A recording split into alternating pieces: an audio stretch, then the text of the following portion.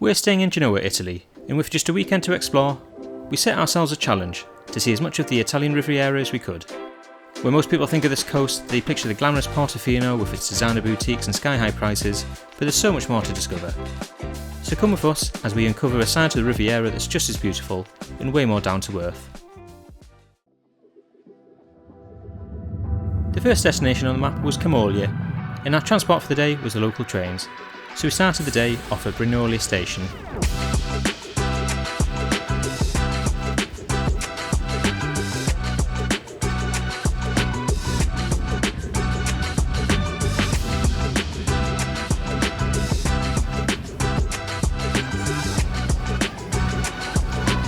Camogli is a postcard-perfect fishing village, known for its pastel buildings and pebble beaches.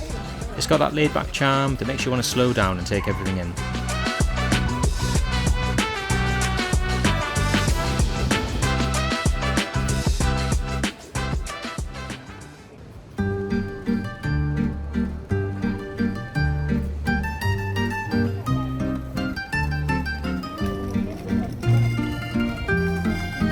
On the way down from the station, we stopped off at a local cafe for our morning pick-me-up and tried one of Camogli's local specialties, cheese focaccia.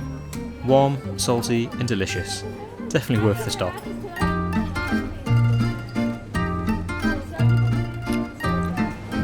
I don't know if I drink it or eat it. Wobbly. I'm going to take a drink. Oh my goodness. Oh, the coffee's at the bottom. What makes Camogli so striking is its architecture. Tall, narrow houses painted in warm, faded shades of ochre, coral, mustard and terracotta. Many of them are decorated with painted faux windows, shutters and balconies that gives the whole town an artistic storybook feel. Down at the seafront, we wandered past Bar near Lido, one of the town's main beach clubs. The beach is pebbly, but the water is crystal clear, and the rows of blue and white umbrellas add that classic Italian Riviera vibe.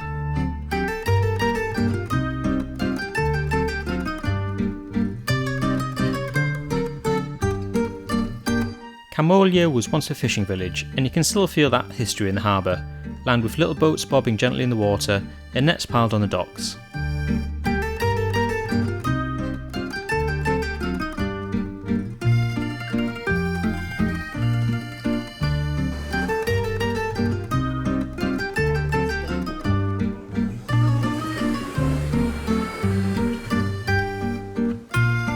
To escape the midday sun, we ducked into a little bar and ordered a couple of aperol spritz.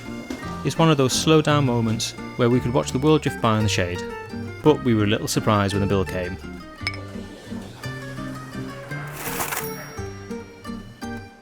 €8 each. Camogli might look like a village, but the prices are Riviera level. Help me if you want.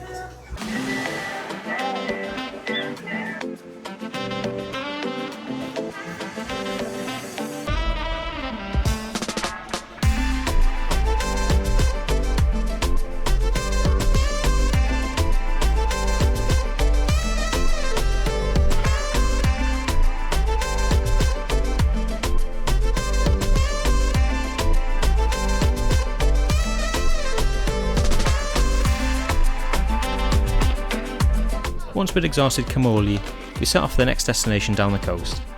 Buying tickets at the station was straightforward, and the prices won't make a dent in your wallet.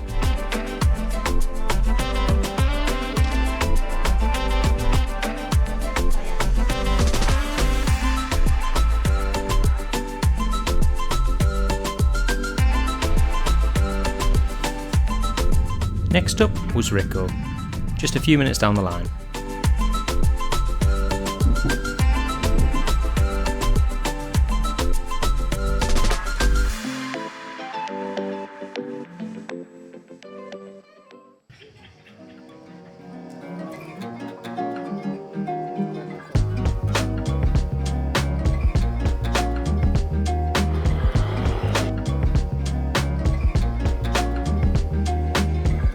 Recco was a town we were curious about, but the waterfront was slightly underwhelming.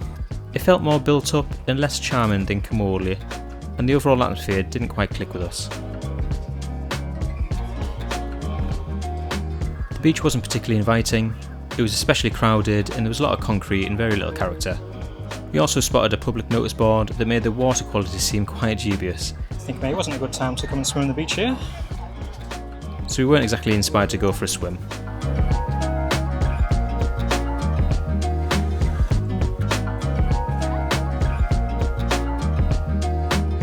The pond is very warm. Let's go then.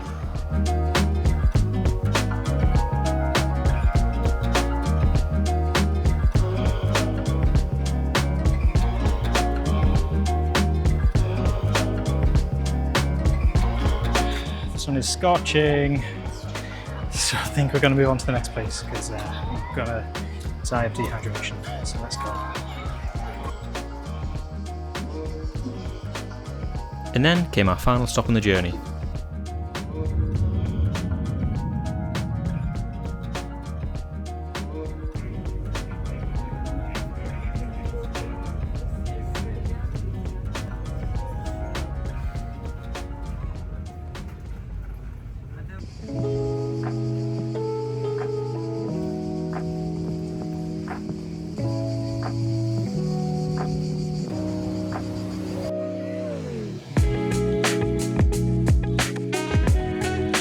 Bogliasco was a quieter, more local feeling town, with dramatic cliffs and hidden swimming spots. It felt like the perfect place to wind down the day.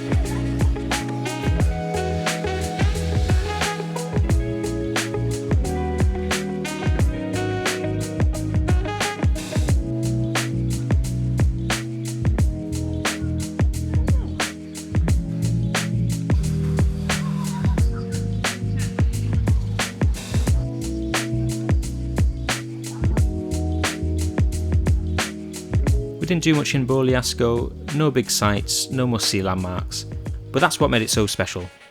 It felt real, peaceful and totally unfiltered, a perfect end to a day on the Ligurian coast.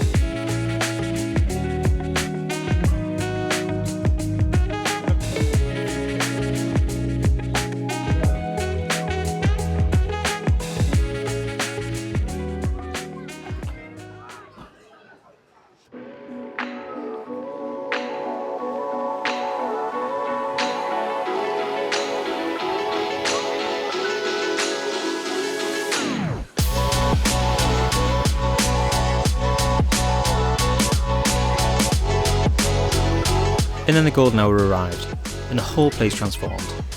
The cliffs turned amber, the sea caught the light like glass, and even the buildings seemed to glow.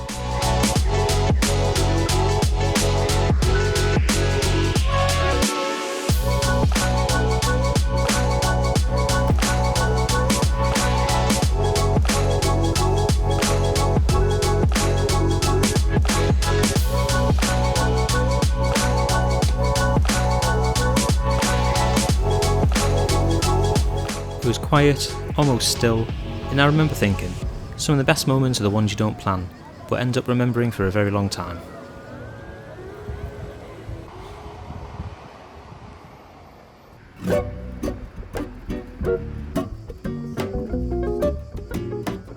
Once we got back to Genoa, we ended the evening around the city's main square, at Piazza de Ferrara.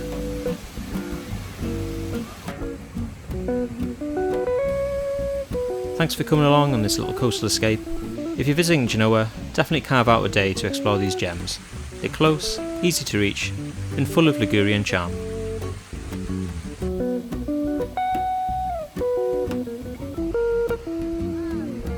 And stay tuned for more videos on the channel, where we'll be exploring other parts of Europe.